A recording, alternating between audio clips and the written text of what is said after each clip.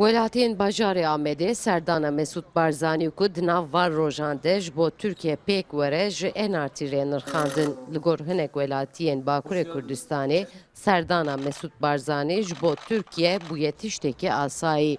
Welatî dibêjin hêviya wan ji bo çareserkirina pirsgirêkên Kurdiya Bakur jê nemaye. Divê bê demildest Kongreya Netewî kom bike û gavan bervê Kurdên Bakur bavêje. Bu çıkarı şahsi xuti. Ne geç bu bercevendiye Kurdaya. Yani Mesûd Barzanî ki berinne degiş bir bu çıkarı Türka. Ana bu Türka işbirliği çabukun.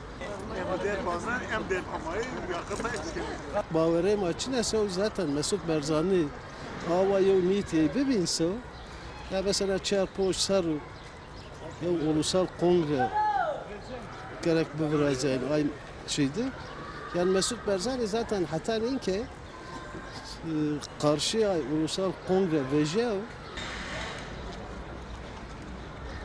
Li gor hinek welatiyan jî serdana Mesûd Barzanî dibe ku di navbera PKK û dewleta Tirkiyeyê bibe garantorekî ku pêvajoya çareserî di riya aşîtiyanê de ji nû ve dest pê bike. Ji ber wê jî hêvî dikin ku têkiliya siyasî bi Tirkiye ji bo gelên Kurd baş bikarbîne. Hemû germ li vî îşî me dikin.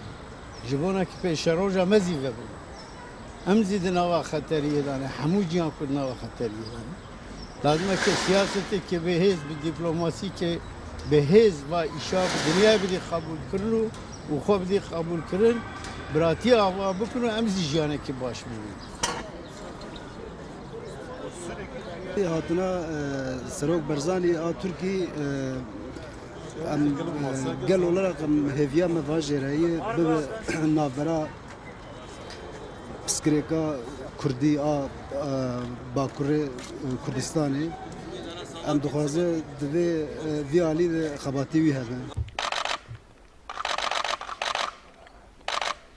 Mesûd Barzanî di serdana xuya heyva dudiyan de li bajarê Ankara'ya Stenbolê bi siyasetmedarên Tirkiye re wê bicive. Welatiyên Bakur jî ji siyasetmedarên başûr daxwaz dikin ku siyaseta xwe bi siyasetmedarên Bakurê Kurdistanê xurt bikin û ji bo peşeroja Kurdan bi hev dûre gavan bavêjin.